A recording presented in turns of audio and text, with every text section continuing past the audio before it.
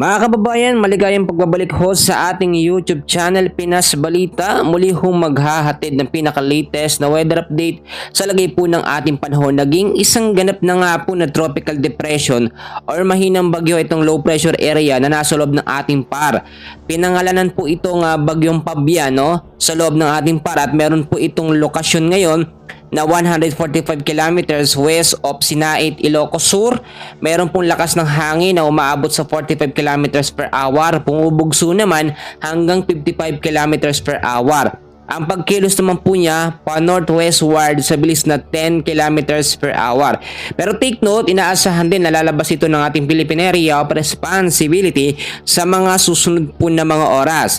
Ito namang isang bagyo o tropical storm na nasa labas ng ating par. May international name na Podul at nakita nyo naman mga kaibigan, mas malakas ito. Meron itong lokasyon na 2,550 kilometers east of extreme Northern Luzon.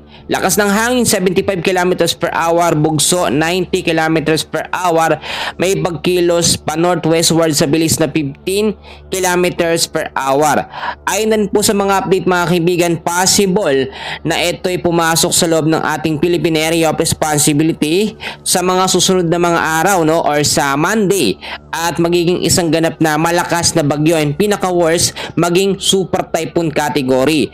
Pero mga kaibigan ko, ipapaalala ko sa inyo, may mga posibilidad pa rin naman o may mga possibilities na pwedeng mangyari. Pwedeng humina o pwedeng lumihis yan. So patuloy ho natin yung i-monitor. Ngayon, tignan muna natin mga kaibigan, dahil po sa banta nito nga pong tropical depression na nasa loob ng ating Philippine Area of Responsibility, may mga lugar po na apektado pa rin. Ngayon mga kaibigan ko, kung titignan nyo, inaasahan po pagdating pa po ng August 9 sa ganap po na alas 8 ng umaga, Sabado ho yan, saka pa lamang po lalabas ng ating Philippine Area of Responsibility etong si Bagyong Fabian at magiging isang ganap na lamang po siya na low pressure area. So hindi naman natin dapat pangambahan yung tong si Bagyong Fabian, mahina lang yan. Ang pinapangambahan natin ngayon ay ito nga pong bagyo na nasa labas ng ating par at possible maging susunod na bagyo at tatawaging Bagyong Goryo. Ngayon din mga kaibigan, tignan natin yung tinatawag natin na forecast weather condition. Inaasahan dahil pa rin po mga kaibigan sa banta ng low pressure area na naging bagyo, no? Bagyong Fabian, ang area ng Visayas, Bicol Region, Mimaropa, Zamboanga Peninsula, Northern Mindanao, Caraga, Davao Region, kasama ang Quezon at Palawan. Asahan pa rin natin dyan na maulap na kalangitan. Asahan po ang kalat-kalat na pag-ulan na may kasamang pagkulog at pagkidlat dahil yan sa tropical depression.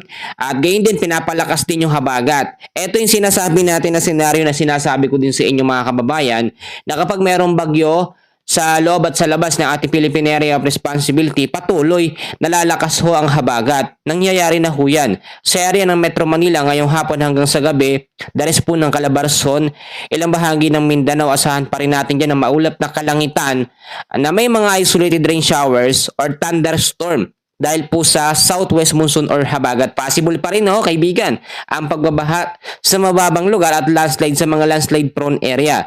Samantalang ilang bahagi naman ng Luzon ay patuloy din makakaranas ng maulap na kalangitan. Kita naman natin ngayon, no, medyo maaraw pero madalas bumabalik sa maulap na kalangitan dahil yan sa mga localized thunderstorm. So pag may localized thunderstorm tayo, expected natin minsan bigla ang bugso ng bago-ulan, and usually sa hapon ho yan na tumatagal ng 1 hanggang 2 oras. So mga kaibigan, mamaya meron ulit tayong pinaka-latest na update sa lagay ng ating panahon. So dyan lang kayo, and please huwag yung kakalimutan na mag-like and subscribe. Maraming salamat.